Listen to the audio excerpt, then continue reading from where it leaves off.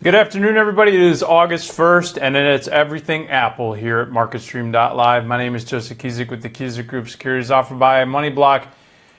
And Apple reports, and they blew it off the charts, literally and figuratively. Right now, you can see that Apple is trading up $7.87 post-market at $157.92. Folks, we're seeing Apple at all-time highs.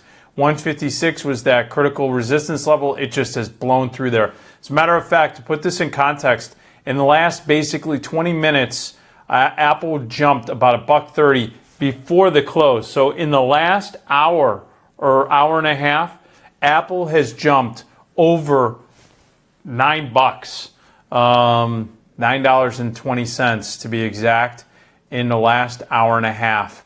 This is a huge move by Apple. Basically beat on earnings by 10 cents. Sales were very solid. They continue to come out with information, so I don't have all of the data in front of me. But this is going to be a huge boost for the NASDAQ. Taking a look at the NASDAQ futures, last time I checked, I'm going to check this real quick. The NASDAQ futures right now after hours are trading up 41 at 59.26. I'm taking a look at the monthly chart, and we're going to be challenging all-time highs at 6,000 coming in. Yep, right there.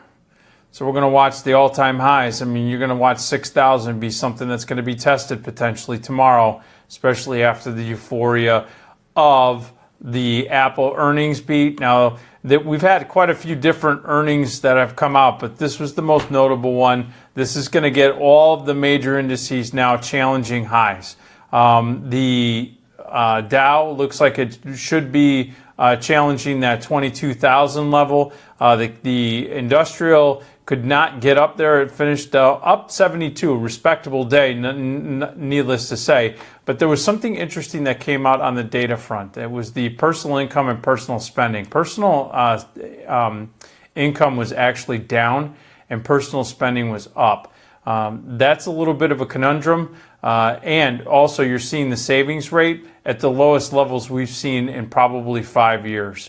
So with that being said, you're either seeing a consumer that's starting to dip into savings or basically they're comfortable with dipping into the savings and starting spending outside of their means only because they feel confident about their job, their prospects going forward, as well as their potential to earn more down the road. Taking a look at the S&P 500, as a matter of fact, I want to take a look. The futures are up about 550. So you're seeing that the S&Ps are a little bit more muted than both the Dow Jones and especially the NASDAQ. And the NASDAQ, obviously, the biggest recipient of this positive news to the upside. Again, I'm going to want to watch this very closely tomorrow. I'm taking a look at the Russell 2000, a little bit muted as well. After hours, I'm going to look at this on a daily chart just because this is a new index that has been trading on the CME over the last couple of months. A little bit muted action on the Russell futures, up 3.5. Crude futures today pulled off pretty precipitously at down about $1.47 after challenging 50. I'm not too surprised. As a matter of fact, the API data came out this afternoon after the close at 4:30 Eastern Time. Actually saw a build of a little over 1 million barrels in storage. We're going to watch the EIA report tomorrow.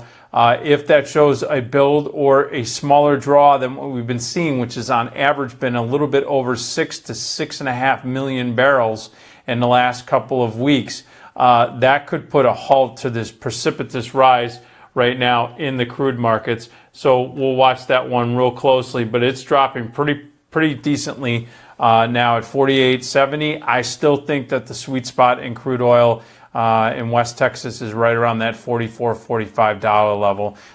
Not to say it's going to go there right away, but that's where the challenge is, or at least the base. Taking a look at Brent, seeing that Brent held up throughout the day. What also held up was gold. You continue to see that the fall in the dollar has been a wonderful catalyst for gold. Any uncertainty that comes up, which I got to be honest, The Apple earnings are really starting to put a cap on uncertainty. People are going to have to start putting money to work if these earnings cycles keep coming in as positive as they are. Even though we're getting that mixed data, the earnings have just been off the charts good.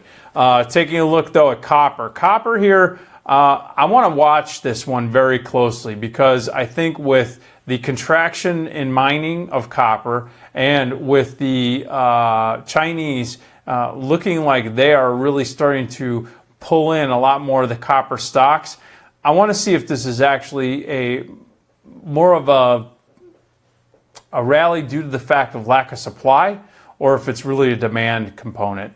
We'll have to wait and see, but it is trading right at or right below that 290 level. It's pulled back after challenging those highs, but at 287.55, that's been a very big positive for infrastructure plays as well as materials. So watch the copper markets closely. Taking a look at the bond markets, both the 10-year and the 30-year did finish the day to the upside.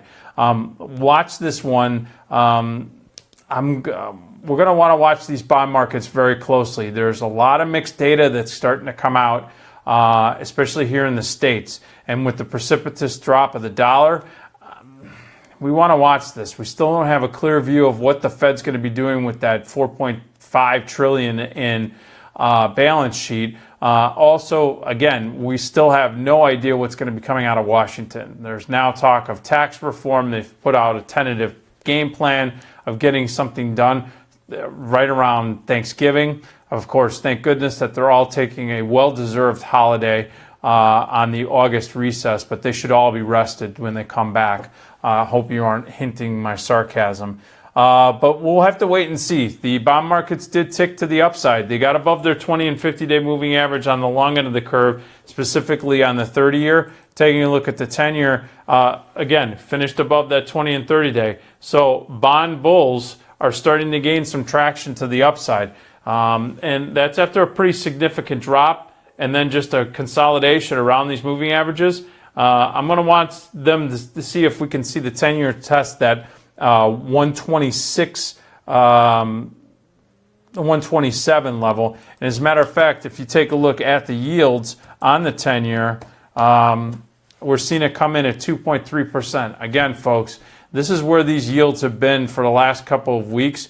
And as a matter of fact, if you look on a monthly chart, just to give some perspective, we've been basically in between this 2.25 and 2.4 level for the last 4 months, and basically from 2.6 to around 2.1, 2.2 for the last 6 months. So ever since the election, bonds just could not get out of their way. Yields have not gone up in significant fashion. I think that's a sign that there still is some uncertainty on whether or not we're going to get the growth factor along with potential inflation, so that it kind of matches each other a little bit, so that with inflation we get growth. I think those are coming into question, and seeing those personal income and spending numbers as well as the personal savings numbers, that might warrant some yellow flags or some yields right now. But we'll have to see how this market's going to react after what was an absolutely impressive earnings beat by Apple. Stock was trading at the close above 157, 158 level. So we'll have to keep an eye on that going into tomorrow. All right, folks, that's it right now for MarketStream today and the closing bell. I'll be back online talking about the markets, giving you perspective, and as always, we'll be here for you if you ever have any questions or considerations. Just throw the comments in either on our Facebook page. You can go right there to Facebook and then just type in MarketStream. You'll find us. Or you can go to MarketStream.live and you can info at MarketStream.live, and the folks there at MarketStream will be able to answer all of your questions and considerations. See you tomorrow morning.